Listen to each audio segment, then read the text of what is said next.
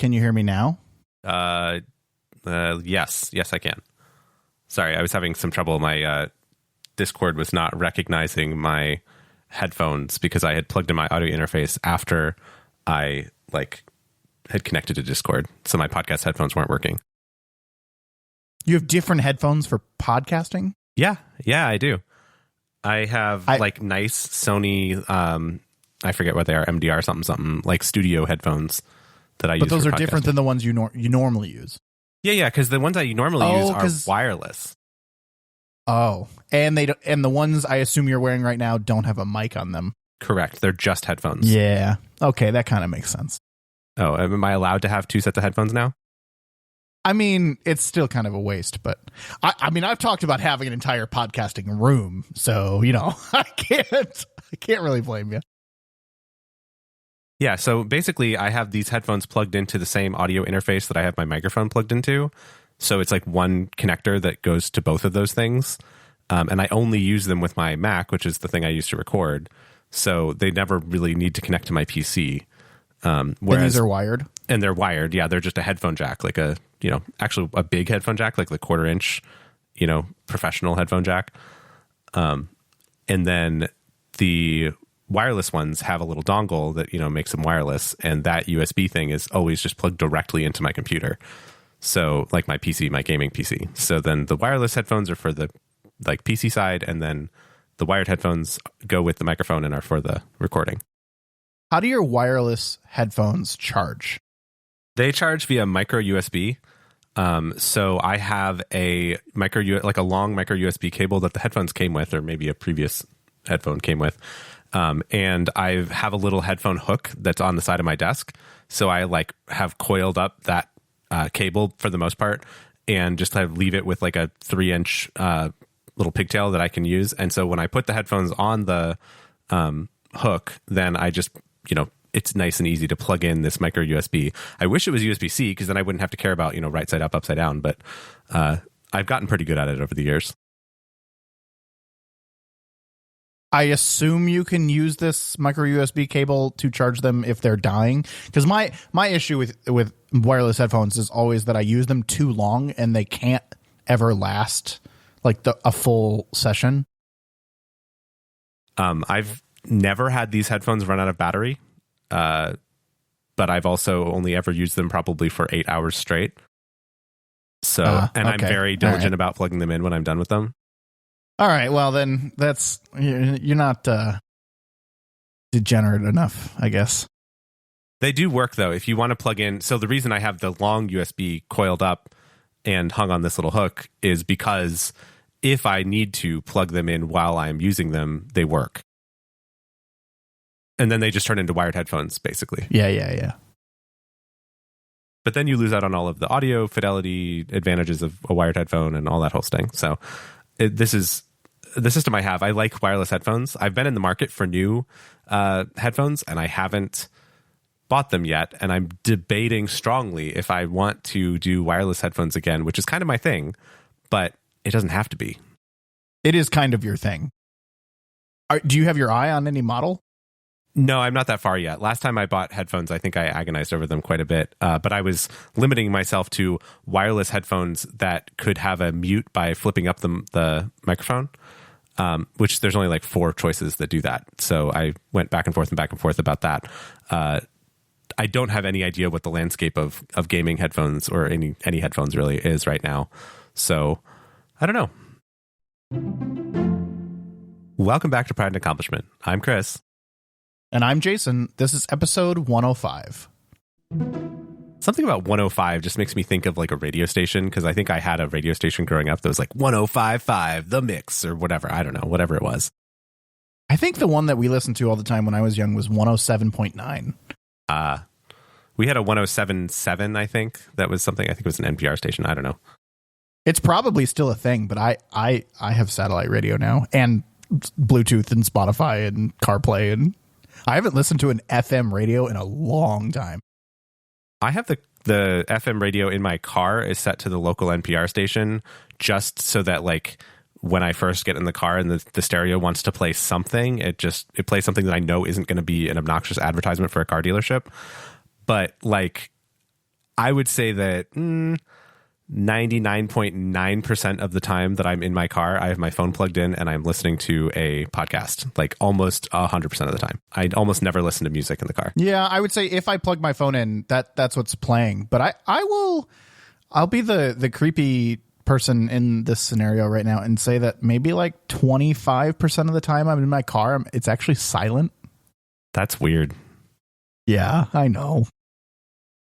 But sometimes I really enjoy driving. I think you know that about me, and some other people know that about. I really enjoy driving. I think it's calming, it's relaxing, it's a very kind of like rote activity for me, and it's something that I enjoy doing. So like when I get into a car and drive and just like make it silent, it's actually a very relaxing kind of like.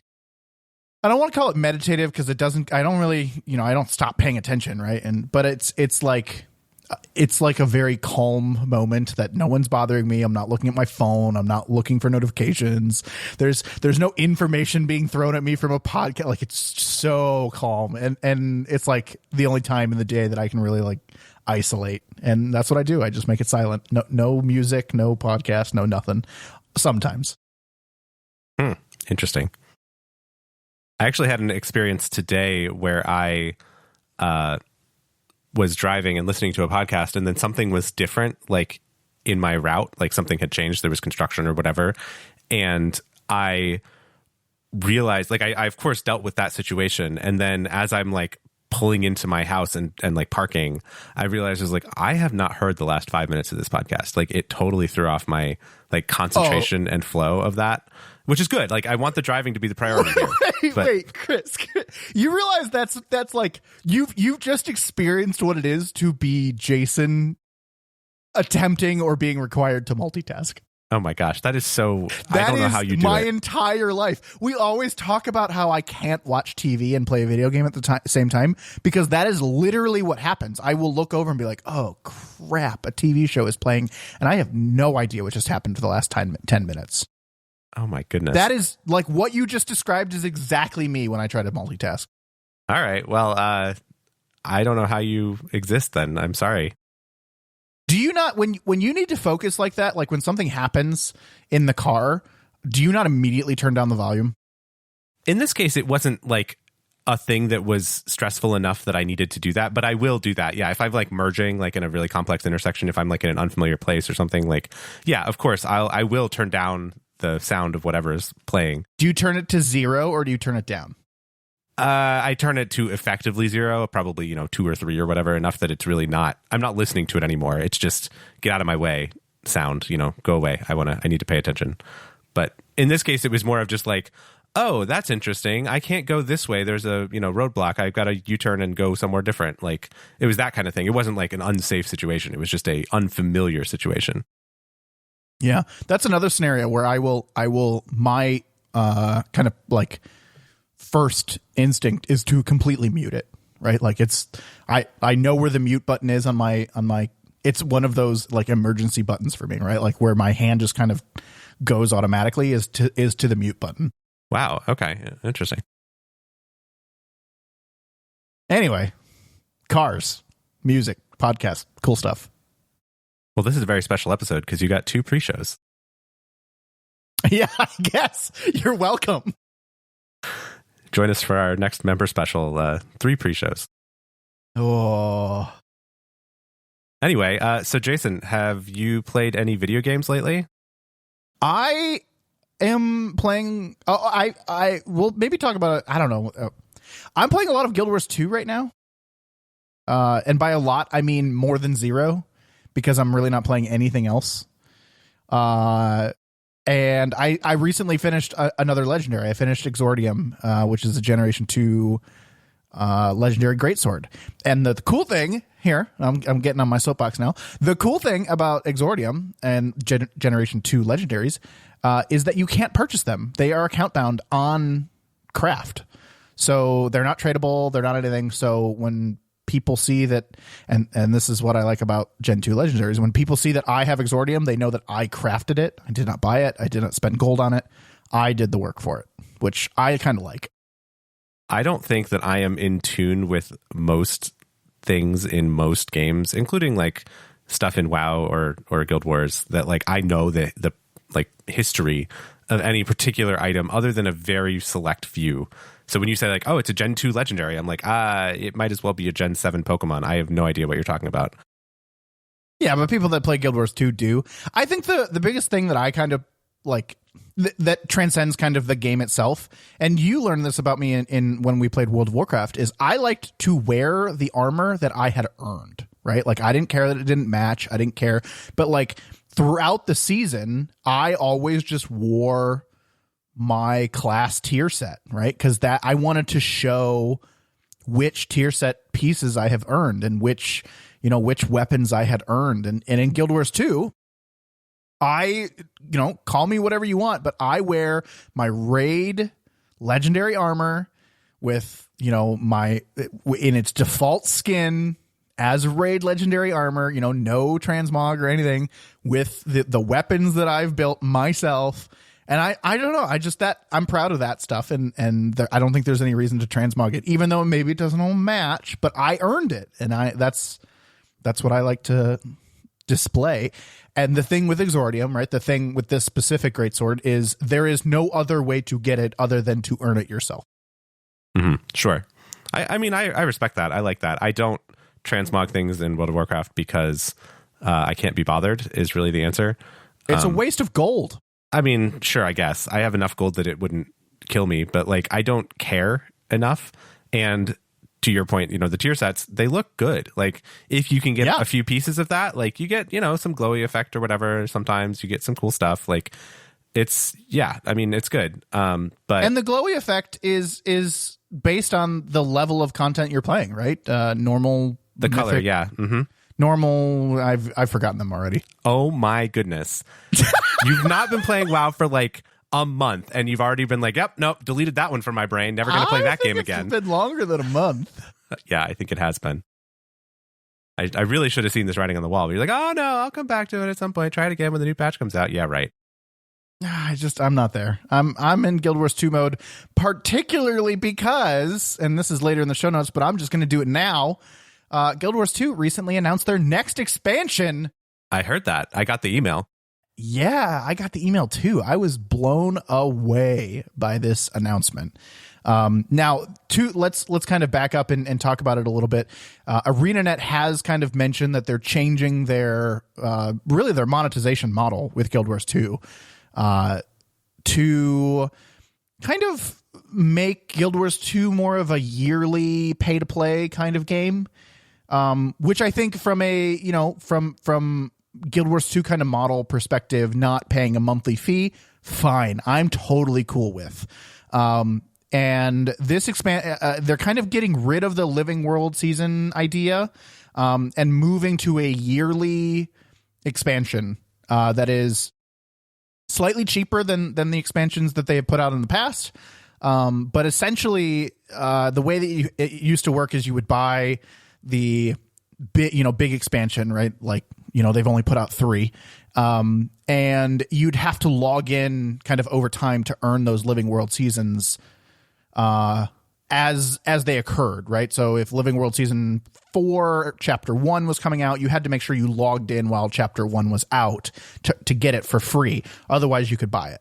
What they're doing now is they're releasing expansion, right? This expansion that they just announced is Guild Wars 2 Secrets of the Obscure, which, whatever, we could talk about whether it's a good name or not. But they announced it for August of 2023, right? Really soon. But if you purchase this expansion for $25, which is at its base price $5 cheaper than a regular expansion, you get all of the Living World season stuff that would have happened kind of after it. So you essentially get all of the content for an entire year until they release the next expansion, even though it's not coming out all at the same time. And I like that model. I think that's good, right? It makes it way simpler to be like, okay, if you want to play Guild Wars 2, don't worry about all that. It's just whichever expansion you want, and you buy that and you get the content for a year, right? It's much more like Destiny 2 season-esque. I was just going to say, this sounds like they're just turning Guild Wars into Destiny 2. I mean, from a monetization standpoint, because they do annual-ish expansions. I mean, and then they did the seasons after that. But Like, this sounds kind of like that. I think it works. I think this is the right kind of play for Guild Wars 2. They're also talking about some more, battle passy type things. I don't want to call it a battle pass, but it's essentially, it's a lot like the trading post in World of Warcraft, where you complete objectives to get tokens to earn things, but you don't necessarily have to spend them all at the same time. And, you can kind of choose what you want to spend them on. And it's engagement. It's driving engagement and things like that. So I don't know. I'm really happy with the direction they're going. I'm really excited. I did not kind of see I suspected, based on what they were kind of saying about changing their monetization model, which they announced kind of what they were planning on earlier in the year, but then to drop an expansion that is essentially ready to go. They announced the expansion on, I think, June 27th or something like that. Sure. And they had a beta weekend that weekend. Oh, wow. For some of the combat changes that they were planning on. So they're like, hey, by the way, new expansion, also come test out some of the changes this weekend. And I was like, whoa. I mean, it's just, they're really coming around on putting effort into this game, and that's exciting for me. And that's kind of reinvigorated me with Guild Wars 2. I'm excited about some of the stuff coming in Secrets of the Obscure. I don't know how deep we want to get into some of the things that are happening, but if you're interested in Guild Wars 2, which you kind of probably not your thing, I'm not going to push you to play it, but I think this is a good time to come back to Guild Wars 2. I think a lot of good things are happening if you enjoyed the game. Right. And as you're talking about this, and I know that you're trying to kind of put me in the bucket of, you're not going to like this, so don't bother, because you don't want to hear me complain about it for the next 6 months. But I respect that and appreciate it, and that's fine. However, I mean, I like Guild Wars 2 story sometimes if it's good. Like, I liked the End of Dragons kind of story content and that kind of piece of it. I don't particularly love the combat in Guild Wars 2, as we've talked about several dozen times before, but I like the art style. I like the kind of some of the systems. I like the achievements and the things like jumping puzzles. I like the kind of collection stuff sometimes, depending on how ridiculous it is. I did the fishing thing, right? I really enjoyed that in Guild Wars, right? Yeah, you did, which I have not. Yeah, come on, get on my level. But there are pieces of that game that I really like. There are pretty big pieces of that game I really don't like, but it's not enough. I will probably buy the base level of this, not even the middle tier, get the extra stuff, which I usually like to do because I don't really care about the pretty stuff in Guild Wars that much, because I have a bank full of stuff that I don't know what to do with.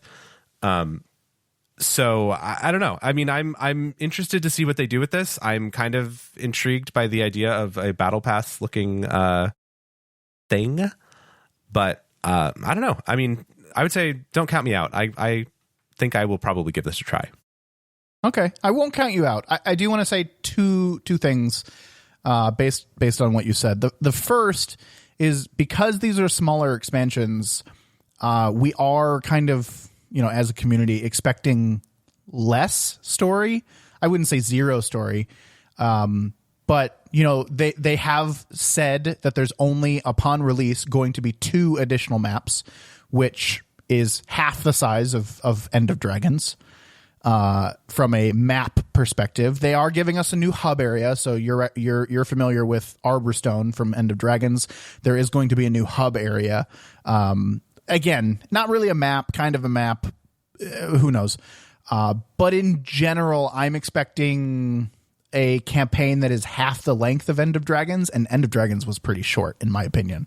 So I don't know. I don't, obviously, come back, try it. I'm never going to tell you no there, but just know, going in with the expectations of story, this expansion, based on what we're hearing and what we're seeing, seems to be a very systems heavy expansion. New battle pass type system, which kind of reworks the daily login system, new legendary armor for open world PvE content.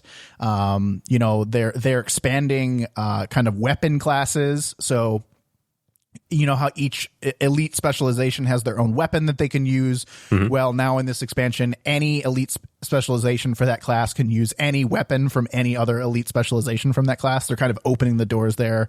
They're adding more weapons to classes, but not necessarily adding a new elite specialization kind of down the road. So there's a lot of systems, I guess is what I'm trying to say. It seems to be not so much story driven, because I think story is expensive, right? I mean, it's cutscenes and all of that, and who knows. The other thing, though, the thing that I want to, you know, that was kind of a caution, but the other side of this is we have gotten dragon stories for 10 years. Oh, yes. Elder Dragon this, Elder Dragon that, Elder Dragon this, Elder Dragon over there, Elder Dragon over here. Oh my gosh, Elder Dragons.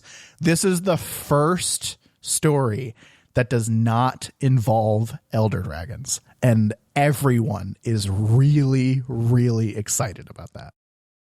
Yeah, I mean, the last expansion was literally called End of Dragons, so that makes sense. They have delivered. Kind of a giveaway. Promises kept right there, ArenaNet. But and okay, cool. I mean, I liked the dragon stuff in Living World Season 4, right? The thing where you got really good, yeah. The sky scale and stuff, I think it was. Yeah. That all of that was cool, and that was great. That was the dragon thing that was cool. End of Dragons it talked about the dragons a lot, and the dragons were the big set piece or whatever, but like I thought it was more people centric and kind of the city and all that stuff. I don't know. This is good. I am interested to see what their kind of creative people can do if they don't have to make things about dragons. That sounds good. So I don't know. Yeah, we'll see. The last piece I'll kind of maybe, I don't know, I'm not really trying to sell you, but I'll try to sell you a little bit, or anyone else listening, is this expansion is kind of based in the sky. So a lot of people are actually comparing it to the floating island Sky Isle things in Tears of the Kingdom. Yeah, I mean, everybody has to do sky stuff now. That's the rules. Right. So, well, I don't know who knows what came first, right? But like there one of the new maps is, you know, floating islands. So with that, the flying mounts are a major focus of this expansion. You mentioned the sky scale.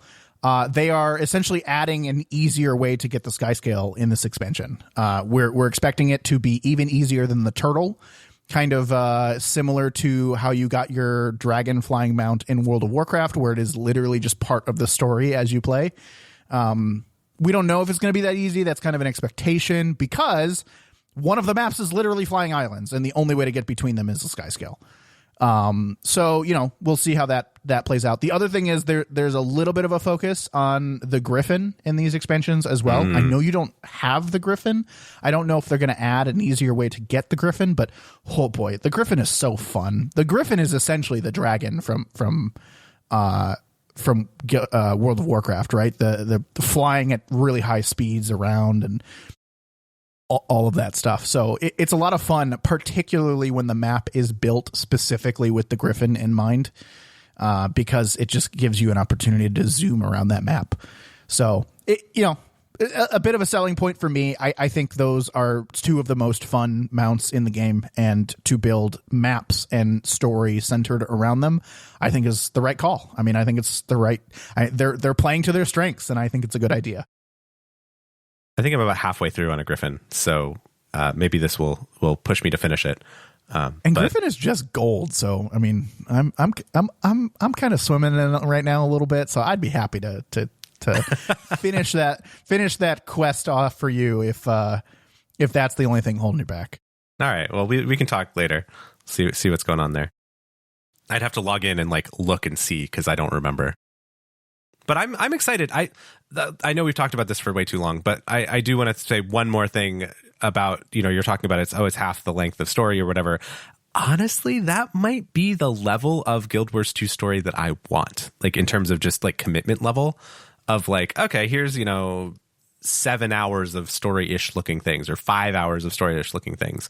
And I'd be like, yeah, okay, that's enough to dabble a little bit and then do some stuff in between and then kind of fall off of it a little bit. And then for the next quarter or the next season or the next whatever, pick up a little, another hour or two. Like I would be, that drip of content I would take. Like that actually sounds fine to me. I don't need to, because I've always found like it's like this kind of race for anything. I mean, WoW is the same way, right? It's like, oh, there's new story content. Let's all do it all in one weekend, and then it's all over, right? And then you're just back to the normal grindy game that you're playing before. But like if they dole it out, I would say over some amount of time, I'm fine with that. Okay. I mean, just go. I guess I wanted to say, go in with the right expectations. The story is shorter, but I agree with you. Sometimes it's a little daunting to go into a long story. But know what you're getting for $25. I think it's a great deal. I love Guild Wars 2. I think I'm very excited about it. Guild Wars 2 Secrets of the Obscure coming out August 22nd. Jason, it is just after Prime Day and Steam Summer Sale time as we record this. Did you participate in Capitalism this week? I love that. I did, but you're going to love this. I'm going to return the only thing I bought from Amazon. Goodness. I don't like the headphones I bought. They're wireless kind of Bluetooth headphones. I don't really like them, so they're going back. But no, other than that, I did not. I kind of knew the Steam Summer Sale was going on because of some of the emails I got, but I really didn't participate. I really didn't see anything that like really kind of grabbed me. The problem I'm having right now, and we just kind of talked about it for a little bit, but I'm focusing on very few games at the moment just because of time I have available, and I'm religiously applying the 2-hour rule, right? If I don't think I'm going to play that game right away, I'm not buying it. And there's nothing, there's no games right now that I would like to play right away. Because if I was going to play a game by myself or something that someone else didn't tell me to buy to play with, I'm going to go play God of War, Final Fantasy 16, or I'm just going to keep playing Guild Wars, right? So as much as I wanted to buy stuff, and there was stuff on my wish list that was on sale from Steam, I didn't buy anything. Wow. Good for you. Hey, listen, you saved me with that 2-hour rule. You're welcome. I, on the other hand, did buy some things on the Steam Summer Sale, but not much. And I used money that was already in my Steam wallet, so I felt okay about it. And I spent a total of, I think, $17, which will go, of course, into our annual total. Here's a mid-year plug for our end-of-year episode, where Jason's probably going to absolutely demolish me and not spending as much money as I did on games this year. So I think so. Yeah, I was thinking about that as I was talking through what I just talked through, and I'm trying to think back of like what I've spent on video games so far this year. Like we're kind of at the halfway point, right? We're just past the top of July, and oh boy, I'm gonna have to pick it up the second half. I mean, maybe you might spend anything, or you might not, because everything's coming to Game Pass. See previous episode. Aha. Oh, that's another thing we should maybe talk about is Game Pass is raising their prices. Yeah, we'll come back to it. But anyway, so I bought a couple of things on the Steam sale. I bought the expansion for Vampire Survivors, which was $1.49 on sale. I think it's like, I don't know, $2 or $3 normally. The whole game itself is $2 or $3 total. But I have spent so much time playing that game that I'm like, it's $1, whatever. Like I wanted to support that developer, and I do want to see kind of what the new like unlockables and new weapons and stuff are. I resisted buying it because of the 2-hour rule kind of, but I was like, I've got some stuff coming up. I'll be able to spend some time playing this, and I haven't played it yet, so I'm breaking the 2-hour rule there, I guess. But I've played the game before. I think it's fair to there's a little addendum on the 2-hour rule that's the 2-hour rule or less than $2. Okay, all right, yes, it'll be the 2-hour $2 rule. Yeah, I mean, if a game costs $1.49, like, come on. Yeah, it's fine. I would almost even expand that up to $5, like $4.99, but we could debate that at some point. Anyway, so I did buy that expansion. That was one thing. The thing I bought and I didn't get any sort of 2-hour rule credit for was a game called Quern, Quern, which is a puzzle game that's been on my wish list forever. And I've been on a bit of a Myst kick. I think we talked about that a little bit not too long ago. And this is kind of one of those games that people say like, oh, if you liked Myst, you're going to love this game. And it's the same kinds of puzzles and same like atmospheric, like very like environment based puzzles and stuff like that. So I really want to play this game. And it's $25. I'm like, well, I don't know if I want to spend $25 on it. So I think I got it for like 10 or something like that. And once I'm done with Myst 4, which is kind of the thing I'm playing through currently, then I'm planning to play this game. Probably on the Steam Deck. I had to look this one up because I had not heard of it, but it looks good. I mean, it looks generally positive. I see positive reviews. The trailer looks like the puzzles are pretty good. How long to beat says 14 to 16 hours on it. It's a little long, but good.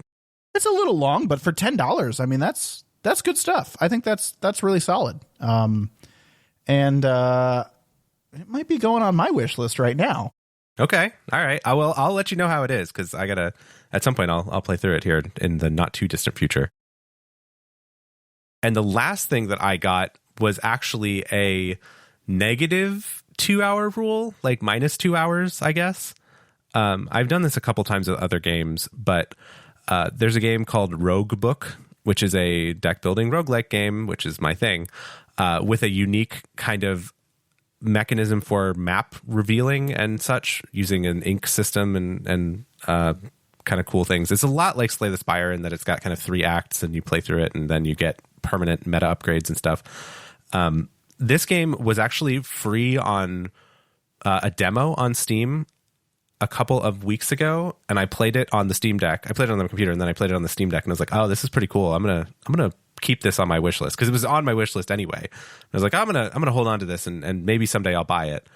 And then it was on Amazon's Prime gaming thing where you get their client thing and then you can install games and play them. So I installed it again and played a little further to be like, oh, is the loop good? Okay. Like, do I like this? I don't know. I use it the same way I would use something on Game Pass. And then I was like, yes, I do like this. Fun to play. I would like to play it on the Steam Deck now, but I can't do that unless it's on Steam at this point, because Windows doesn't anyway. So I wanted it on Steam, and it was on sale for, I don't know, $8 or $5 or something. I don't know, some cheap-ish deal on the Steam sale. So I bought it on the Steam sale, and then I played it for a couple hours. So I definitely have followed the 2-hour rule, but that one I had gameplay before buying it, so it's the negative 2-hour rule. Oh, okay. What did you get this game for? I might have missed it. How much money? Yeah. Oh, it was on the somewhere between $5 and $10. I don't know. Wow, that's cheap. Yeah. It was It's a $25 game. Yeah, no, it was a good deal. I'll find it and tell you. This is a game that I'm glad that you like. Obviously I'm not interested in stuff like this. It does look like it's co-op. Yeah, online co-op. So maybe someday if it's in a oh no, sorry, I was looking at the wrong game. Not online co-op. Never mind. So yeah, probably not my thing. It does compare it to Across the Obelisk, which I have played, and that is online co-op. That's the one I was looking at. And it was kind of fun. So, I could see you enjoying this as a single player experience. I probably wouldn't play this alone. But it looks cool. And I thought you had talked about this game previously, and it was previously on sale, and you had kind of gone through the decision-making process and not bought it maybe, but I don't remember. I remember us talking about this game at some point. Yes, we definitely did when we talked about rogue games, roguelike and roguelite and the whole bit. I believe this was on my wish list then, and it was something that we talked about as like, oh yeah, I might get that sometime. But it was a little expensive because I think it was $25, and I was like, I don't want it $25 much. But I picked it up on the sale, and it's definitely worth it because I think I have like 8 hours played since I got it like a week and a half ago. Yeah, that's fair. So I'm definitely getting my money's worth on that one. So all in all, net positive on the Steam sale. I got these 3 things and paid less than $20. So I would consider that a win. Yeah, solid Steam sale for you. Oh, there was one other thing that I also bought. I bought hardware. Really? From Amazon? No, on the Steam sale. The Steam sale? Yes. What did you buy? Now this is a quiz. I don't, not a controller. No, I have one of those. Yeah, I know. Did you buy the Steam Deck dock? Yes, that is what I bought. Ah!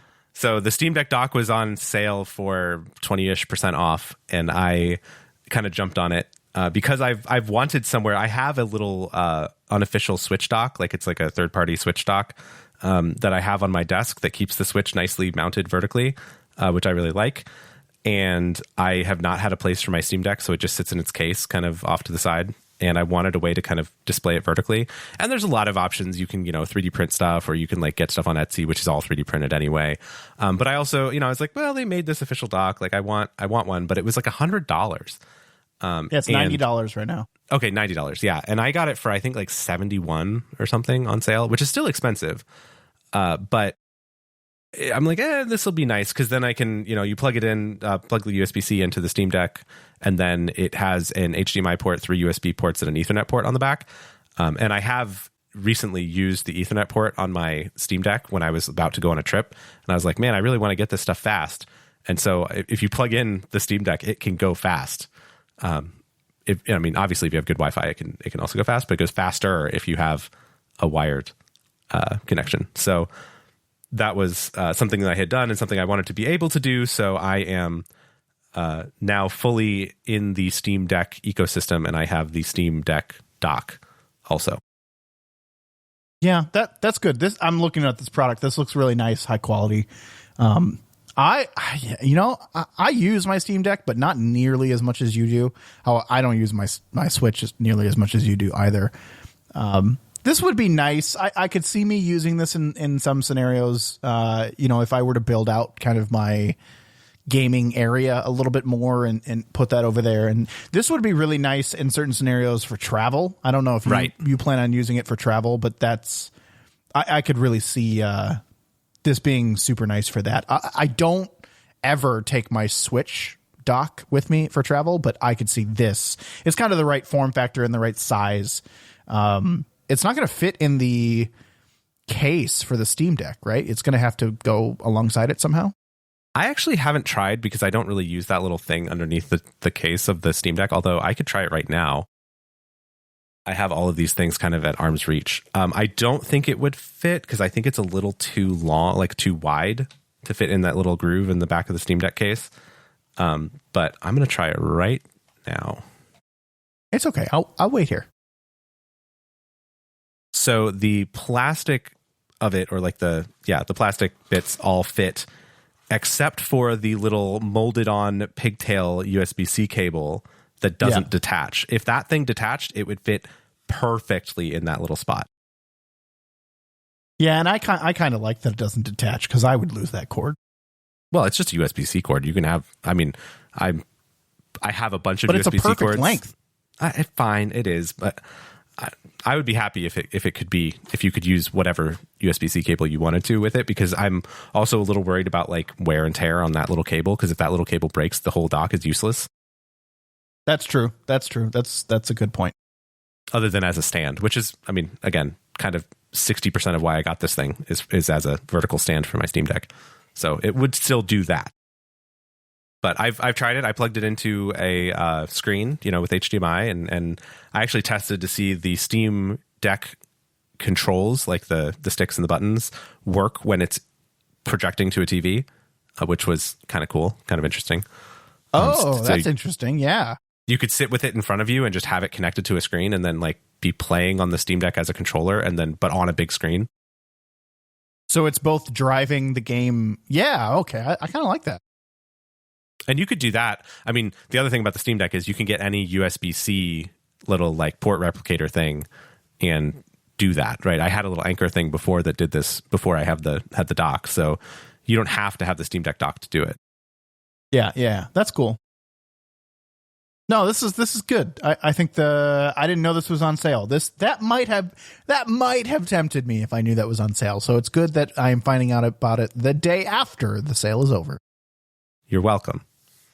But next time, I'm sending you a note as soon as I see it on sale, and then you're going to be stuck. Oh, God. Okay. We talked about it just a second ago. I want to bring it back up. I got a wonderful email in my inbox a couple days ago that the Game Pass Ultimate price is going up. I think it was $14.99 a month, and now it is going to $16.99 a month. But, Chris... Yeah. What? It doesn't affect us, does it? At least not for a while. Not for a while. That is true. Yeah, we both, as longtime listeners will know, have locked in our Game Pass subscriptions for a couple of years. I think I've got 2 more years left, maybe a year and a half left. I don't know. Before mine prepaid time kind of runs out, and you just did this, so you're good for a while. I think I'm good through 2025, sometime in 2025. I did hear, though, however, that for the month of July, the $1 Game Pass is back.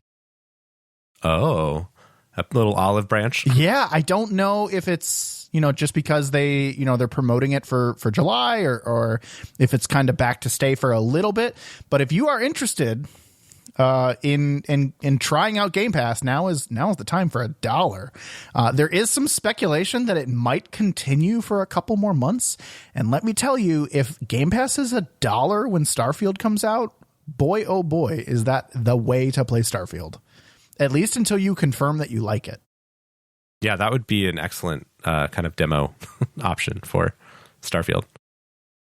I don't know if the upgrade trick works that Chris and I used. Essentially, we bought a bunch of Xbox Gold Game Time, which is the Xbox online play online ability subscription. And then you apply that all to your account, and then you upgrade it to Xbox Gold, from Xbox Gold to Game Pass Ultimate, and you can do that upgrade for $1 when it was only $1. I don't know if that works still, or again, kind of this month. Go search it on Google or Reddit or whatever and find out. And let me tell you, it's the best deal in gaming, particularly if you get it for like $4 a month for 3 years. I did get the email today from them that talked about the raising price, and they had like reasons why you should like Game Pass. Like, please stay with us because remember all this stuff you get from us. And it was like, first party titles from Microsoft and Bethesda Studios on day one. And then it said like the next bullet was like games like Forza and Starfield coming out to Game Pass on day one or something. I was like, you just said the same thing twice. Like, those are Microsoft and Bethesda games. Why? I guess it's in case you didn't know that, but like, I feel like they could have said one or the other of those things and been not so redundant. I don't have a comment because I'm not sure I have anything nice to say about the gamers that would typically be reading that email. Oh dear. Well, speaking of the pro gamers that we are, I finished a game this weekend. That is actually pro gamer move, isn't it? I would think so. I don't know. If anyone is a pro gamer, please let us know. Yeah, no, I mean, I haven't finished a game in a long time. So yeah, sure. You can take credit here. Yeah. So this weekend, I finally finished the very recent, very relevant and timely hot game. Off the shelf. Yes. Final Fantasy VII Remake. You thought I was going to say 16, didn't you? I mean, I didn't because I can see the show notes, but everyone else did. Yes. So I finally, recently Jason visited me in person, and I popped in Final Fantasy VII Remake so as to preserve him from spoilers in God of War Ragnarok. Yes, thank you. Because I'm somewhere in the middle of it and he's barely started it. So I picked my other very long in progress game and put Final Fantasy VII Remake in. And that kind of started a little bit of a bug for me to say, you know what, I don't dislike this game. It is fun. I would like to finish it. I would like to I've never played Final Fantasy VII, the first game. Don't tell the internet. And I do have copies of it. So it's not that it's a matter of buying it or anything. I've had access to it in the past. I just have never played it. I can't. It's too blocky now. It's just ugly. Yeah. Anyway, I played Remake and I beat the game. And boy, it is a JRPG with a capital J. Like it's got a crazy story in the back half. Really? Like good, like crazy good, or like crazy like, oh man, I had to suspend a lot of disbelief here. So one of the reviews of Final Fantasy VII Remake, so I do this when I consume media. I go and then read the reviews after I finish watching the TV show or the movie or whatever, and I go see what other people think about it. So I did that with Final Fantasy VII Remake, and one of the reviewers, I think it was IGN, said, there's some really weird stuff in the story, like some Kingdom Hearts level stuff going on in the story. And I say that as a fan of Kingdom Hearts, said this reviewer. Which I would tend to agree with, where it just kind of goes a little bit off the rails and like a little bit, I don't know, theoretical, or like, you know, oh, the power of heart unites the heart and the future of the binding of the hearts. And you're just like, I that was English, but it wasn't a sentence. Like, it's that kind of a little bit of nonsense. I mean, it's still better than Kingdom Hearts in terms of being grounded in something you could actually follow, but it did get a little bit crazy, and I don't know, it didn't quite match for me, but I appreciated the kind of spectacle of it, and that's really half the fun for me of Final Fantasy games, is the kind of giant like stuff, set pieces and boss battles and things like that. So it was good, but it was also a little bit weird. I have to say, you played this while I was there, and you know, I had this in my mind that I didn't like the gameplay of Final Fantasy VII Remake, and I kind of watched you play it for like a half hour or so, and I kind of learned a little bit more about how it worked and what you were doing and how it all fit together, and I really liked it. I actually compared it to, I don't know if you remember while I was there, but I compared it to Mass Effect with the whole kind of action combat, but then you're able to kind of extremely slow or essentially pause time to take an action or cast a spell or you know, in terms of Mass Effect, it would be switch weapons or you know, use an ability or something like that. It's very similar in that regard. And I kind of liked that. I thought that was cool. Man, you know, this might get added to the list because from what I've seen of Final Fantasy VII, I do like the story. You gave me a little pause there, with the back half of the story, but you know what, whatever, let's try it. Whatever. I liked what I've seen of it, and I was really worried about gameplay, but now that I've actually seen, you know, an extended look at gameplay, I think this one might be worth a shot for me. I do think you were kind of latching onto the combat stuff, and I think you would enjoy it. I got there by the end of the game. I was like, all right, I understand what I'm doing here. I can work this. I still do like a turn-based RPG without kind of random battles. That's the only downside of a lot of the turn-based era, is the very prolific random battles. But I do like being able to kind of like game out and think and be like, okay, so this is what's going to happen when they attack, and I'm going to attack, and this is going to it's like a little bit of strategy, but not a full-on strategy RPG, like a tactical RPG. Like I do not like Final Fantasy Tactics, and I know everybody says it's like the best game or whatever, but my brain does not click in for like the playing chess on a tactical RPG. But I do like the turn-based thing where I get some time to like think and plan and be like, oh yeah, I can totally, you know, put this one in defend and this person in attack and this person do whatever.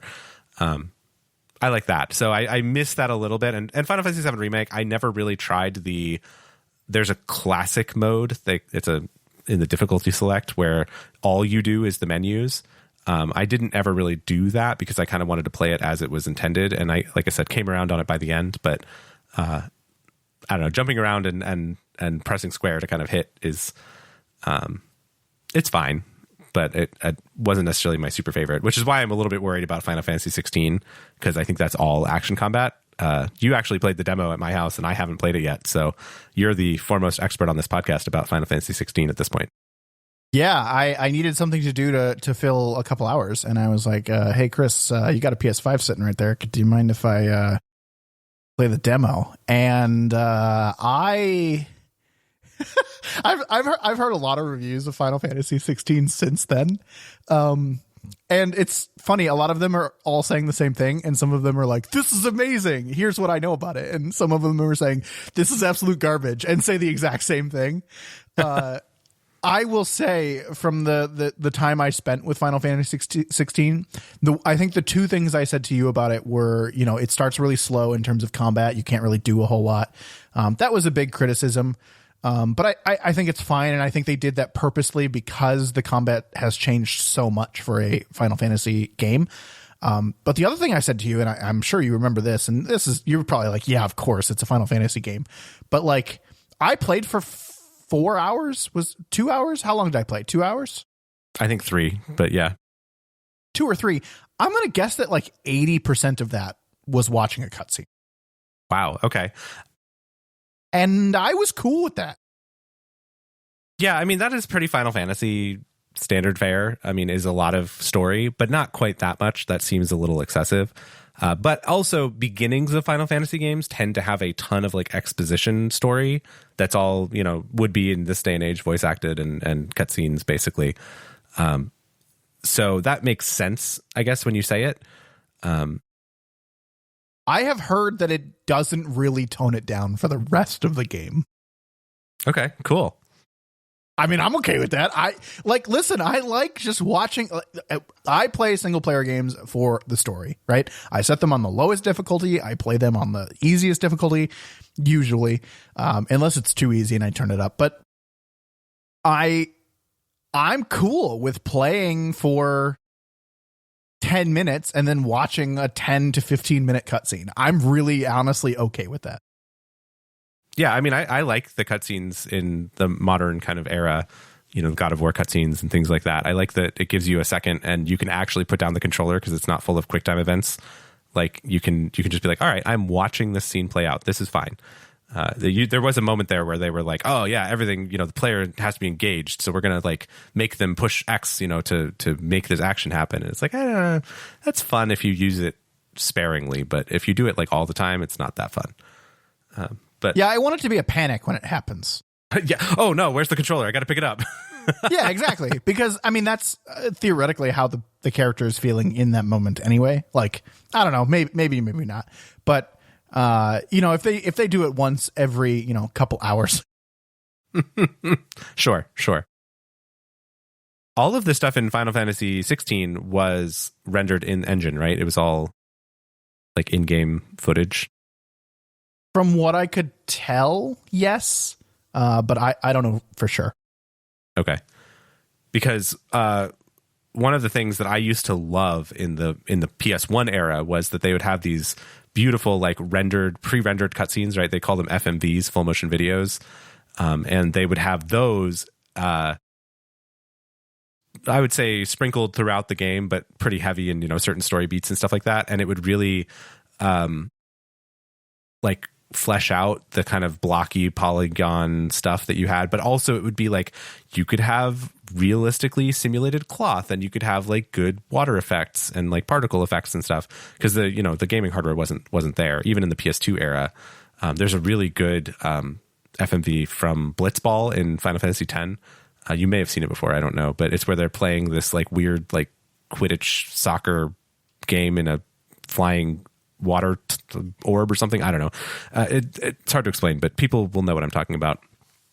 And I was like really bummed that Final Fantasy VII Remake kind of doesn't have those because it doesn't need them because like, the PS4, the PS5 are good machines now. Well, that's what I was going to say. PS5, Final Fantasy 16, like what you could render in real time and what you can kind of render ahead of time, but still fit on, within the size constraints. I'm really not going to notice. Sure, I guess. But I will say there were actually a couple of pre-rendered full motion video cutscenes towards the end of Final Fantasy VII Remake, and I was here for it. It was amazing. I loved it, every second of it. So that made it worth it for me. The whole, like, even if I wasn't like, I don't really understand exactly what's going on here and why they're doing this, but like, I okay, I'll take it, because then it came with like some really cool cutscene-ish stuff. And the thing that was coolest about it though is that the only way I could tell for sure that it was not rendered by the PlayStation is that the pre-rendered videos, they have to pick weapons for the characters. So, Cloud has a giant sword on his back, and it changes. If you change your weapon, it changes the model that is on his back in the game and all the cutscenes for it. But in the pre-rendered stuff, they don't pre-render it for every possible weapon you could have. I mean, they might have, but they didn't. So then when my sword changed, I was like, oh. And so then I got really excited because then it was an actual cinematic and not just a in-game kind of cutscene. Yeah, that's cool. I don't know. I'm convinced. I think I'm going to play Final Fantasy 16 first, but Final Fantasy 7, especially with the next one coming out, right? Like if the next one is at least announced, I don't know if they announced a release date for it, but I think they did at the PlayStation event like a month ago. They said it was coming out in like the first quarter or first half at least of next year. Perfect. I will probably be deciding to start Final Fantasy 7 Remake by then. And maybe there'll be a good sale for it, when it's for the sequel. There you go. All right. Well, I mean, let us know what you purchased. Let us. Hey, you know what? I'd be very interested if anyone tries out Game Pass Ultimate for $1 right now. Oh yeah, that would be a good best deal in gaming. Tell us what you download. Tell us what you play. Because there's a lot of. I mean, I really haven't paid attention to all the new stuff coming out. But every month they add more and more new good stuff to that.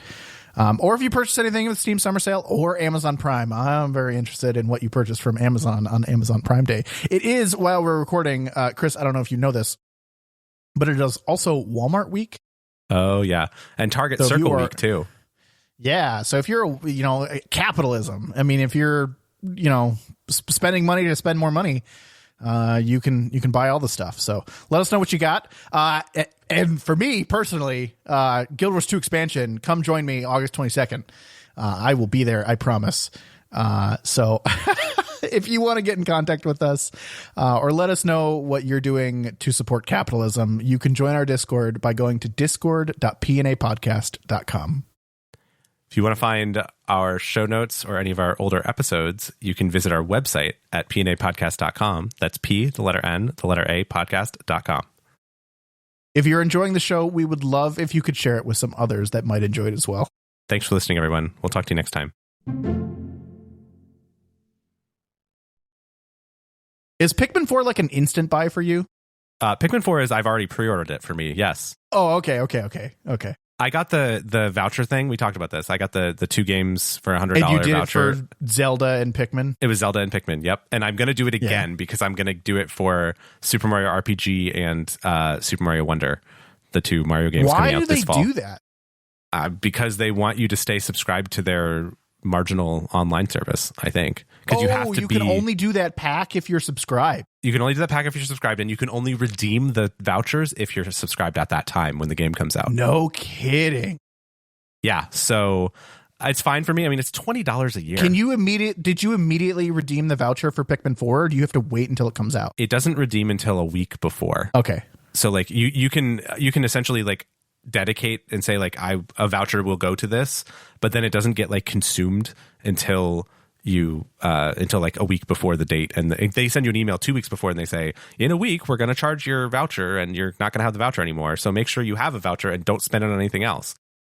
I assume you can back out of it prior to that week. Yeah, you just cancel the pre-order. It's just a pre-order. Yeah. Okay. So I have Pikmin 4 pre-ordered. I got the email that said they're going to do it. And then as we're recording tomorrow, I think they're going to actually charge my voucher. So, which is fine. I mean, that's good. And then next Friday, which is tomorrow, as you hear this, dear listener, Pikmin 4 comes out. And I played the demo, and it is a solid Pikmin game. Yeah, I watched the first couple of minutes of the demo, and I was like, meh. But as time went on, I think as it introduced more and more, it probably turned into a Pikmin game. That's the thing, is it's a Nintendo game, right? So it starts off with this like 5-year-old friendly tutorial mode mission, whatever, and like it takes way too long to get through that if you know what you're doing. I do wish they would give you the like, hey, I know what a Pikmin is and I know how to Pikmin things, so like let's just skip to the good part. But once I got there and it opened up, then I was like, oh, this is a Pikmin game and this looks good. And the new changes and the systems and the whatever, it looks good. We'll do a full review probably next episode. But like, I am excited about this game in a major way, and I think this is the year of the Switch for me. Like this is no kidding. What a surprise! Like the best games is the Switch, and it's funny that it's probably at the end of the Switch's lifetime, but it is the year of the Switch for me. Another advantage of Pikmin 4 is that the demo progress carries over to the full game, so I don't have to do that tutorial again. That's nice. It's so nice.